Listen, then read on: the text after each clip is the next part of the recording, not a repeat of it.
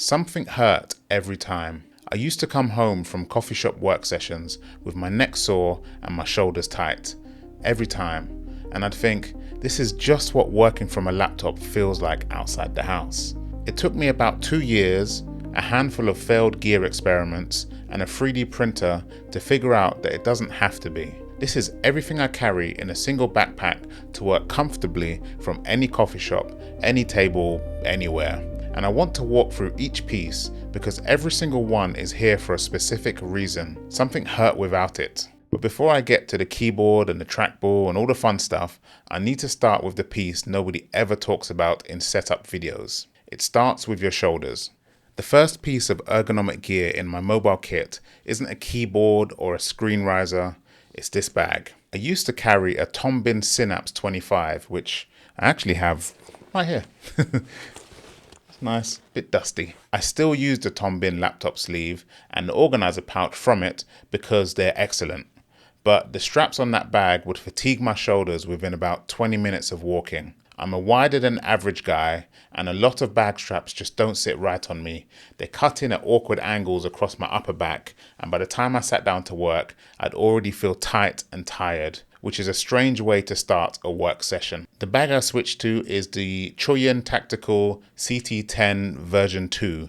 It's a Vietnamese made tactical backpack, kind of a more affordable take on the GoRuck bags, which are just out of what I'm willing to spend. But the thing that sold me is the straps. They're thick, padded, almost kind of fluffy. The whole bag just sits on my back without digging in anywhere. At 10 liters and using Cordura 1000D construction, it's compact enough for coffee shop carry, but fits every piece of gear I'm about to show you. I've essentially permanently allocated this bag to my mobile work kit. Always packed, always ready to grab. Here's what I learned. If your bag is fatiguing your shoulders before you even sit down, you're starting every work session at a physical disadvantage. The most underrated piece of ergonomic gear doesn't sit on your desk, it sits on your shoulders. Okay, your bag is comfortable. You've arrived at the coffee shop feeling good. You open your laptop on the table and immediately tilt your neck down to look at the screen. This is the single biggest ergonomic problem with laptop work. The screen is just too low. And if you work like this for 3, 4, 5 hours, your neck will let you know. I've tried a few solutions for this over the years. My previous laptop had a Moft adhesive riser on the back. Same concept as what I use now. It sticks to the laptop, folds out, but the Moft just didn't get the screen high enough for me. Better than nothing, definitely, but not really where I wanted it. I've also used the Majextand, which is a portable folding stand that gets excellent height. I think the official version of that is called the Roost stand. I think that was the original design. But it's another device to carry and it takes up more table space than you'd first think. On a smaller coffee shop table, that real estate really matters. What I use now is the Majextand. It's a metal riser that adheres to the bottom of your laptop. And this thing is thin. We're talking 1.7 millimeters thin. You flip it out and it gives you 6 adjustable height settings, getting your screen significantly higher than the Moft ever could.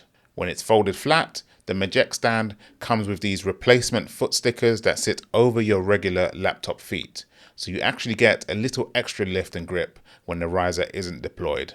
All of these adhesive stands add a little wobble to your laptop when you use it flat, but the Majextand's foot stickers make it pretty reasonable. If you're in the US or Europe, you can grab one easily on Amazon or Newegg. I had to order mine through AliExpress since they're harder to find where I live, but worth the wait. Quick note on the laptop itself. I use a MacBook Air M1, base model, 8 gigs of RAM. Yes, 8 gigs. I was too cheap to upgrade at the time, and I've made my peace with that. I've actually used Claude Code to optimize the system to sip RAM as efficiently as possible, and it still handles web development, writing, and coding sessions without complaint. But the real reason this laptop works for mobile is simpler than specs. It wakes from sleep instantly. The battery gives me 4 to 6 hours of real work at a coffee shop without needing a charger, and it's light. My previous laptop was a ThinkPad X1 Carbon running Fedora Linux. I love that machine at my desk. Built-in HDMI, Thunderbolt, extremely expandable, but for mobile work, the battery would die at around 2.5 to 3 hours. Sleep mode would drain about 15% every 30 minutes, and sometimes the laptop would actually wake up inside my backpack. I'd pull it out and the fans would be running and the thing was just really hot. I ended up just shutting it down completely every time I packed up, which meant waiting for a full boot at the next coffee shop. I also saved everything carefully before I left because if the battery died in transit, I might lose work. The MacBook just doesn't have those problems. A 1.7mm riser and an instant wake laptop that lasts all day. That's the foundation everything else is built upon. Now here's where things get interesting at coffee shops. Your screen is up at eye height, great, but your hands are still pinched together on the laptop keyboard. Shoulders rolled inward. If you type like that for hours, you're trading neck pain for shoulder strain. And this connects to something I haven't mentioned yet, which is whether you actually need everything I'm about to show you. I'll get to that, but first, let's get to the keyboard. I went through a bunch of options trying to solve this. I used to bring a Lenovo ThinkPad compact keyboard, basically an exact replica of the X1 Carbon keyboard I loved. Great feel, but it wasn't optimized for Mac, so I had electrical tape over certain keys to stop myself getting confused. It also wasn't split, and after long sessions I'd still have that shoulder tightness. Then I tried the EpoMaker Split 65, which I actually still like. Split design, good price, but it was just too thick and too heavy to justify the backpack space. And by this point I was going all in on ortholinear layouts, so the staggered rows started to feel just a bit wrong. What I carry now is a PandaKB wireless Sofle Choc. It's hot swap, low profile. I run Kale deep sea low profile switches in mine, which are version 2 chocks that are silent and tactile, so you feel a little feedback on each key press. Once you've typed on those for a while, going back to anything clicky or scratchy just kind of feels a bit off. The keycaps are Taiho THT low profile fins, which have a surprisingly nice feel for the price. The keyboard itself does have some weak points. The little screen could be better built, the battery is a bit small, but for what it needs to do on the road, it gets the job done. The real trick is how it travels. Someone had designed a 3D printable case for a single half of a low profile Sofle keyboard, but it didn't quite fit my exact board. So I tweaked the dimensions in my slicer software and turned it into one larger case that fits both keyboard halves together. The main job of this case is protecting the switches and keycaps from getting banged around in my backpack, especially on days when I've got groceries crammed in there too. For tenting at the coffee shop, I use 2 Camolo magnetic phone tripod stands. They fold down small and I carry them in a little pouch. Each stand has 3 adjustable legs that give a wide enough base to stay stable on the table without taking up too much space.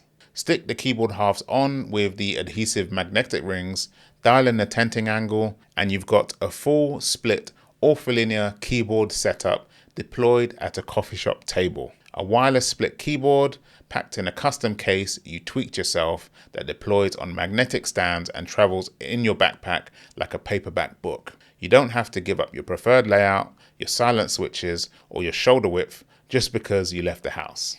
So your screen is at eye height, your keyboard is split and tented. There's one more input device that ties this all together.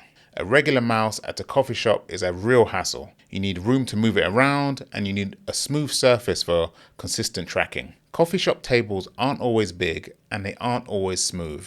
I used to carry an Elecom Bitra trackball, which is a great little device overall, but it had this maddening issue on macOS where the cursor would randomly skip across the screen.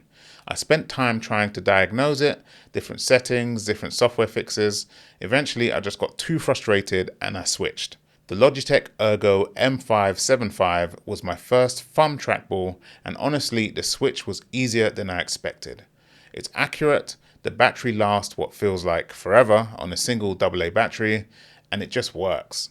Every single time. After the Bitra experience, just works became the entire requirement. I 3D printed a small tenting stand for it so it sits at a comfortable angle on the table, and I've got a cheap carry case to keep it protected in the bag. A trackball needs no mousepad, no desk space to move around, and works on literally any surface you set it on. With the tenting stand, it's more ergonomic sitting on a coffee shop table than most people's mice on their actual desks at home. Do you actually need all of this? So let me put this all together. I grab the CT10 backpack, which is always packed and ready. I get to the coffee shop, find a table. The whole setup deploys in about 2 minutes. Laptop open, Majextand flipped out, keyboard halves on their Kamolo stands, trackball on its tenting stand. Bluetooth connects and I'm working. Web development, writing, code sessions, the same work I do at my home desk, I just do it somewhere different. 4 to 6 hours later, I pack up and I go, usually without ever plugging in the charger. Now, I realize this might look like a lot of gear, and it is. This setup evolved over a couple of years of trying things, returning things, and 3D printing things that didn't exist yet. So here's what I actually want to leave you with. You don't need all of this. If you want to start working more comfortably away from your desk, here's the simple version. A laptop stand, even the neck stand for around $30, gets your screen up. A mouse or trackball you already own. If you want a good portable mouse, the Logitech G304 is cheap, lightweight, and has a great sensor that works on most surfaces. For keyboards, the Keychron B1 Pro is solid if you want thin scissor switches, the Epomaker Split 65 if you want to go split, or a budget Sofle or Corn build from AliExpress if the ortholinear world is calling you. And for a bag, Muji and Uniqlo both make surprisingly well-built backpacks for not much money at all. The point isn't matching my exact setup. The point is making wherever you work feel intentional, because your body doesn't care whether you're at home or a coffee shop. Something will hurt either way if you don't think about it. And once you do think about it, once you solve each of those little pain points one at a time, you end up with a mobile setup that doesn't ask you to compromise.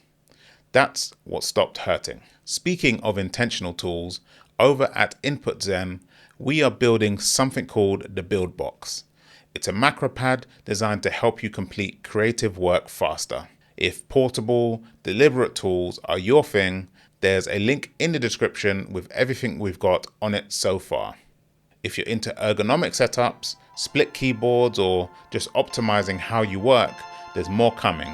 Click subscribe if that's your kind of thing. And until the next video, stay zen. Perfect.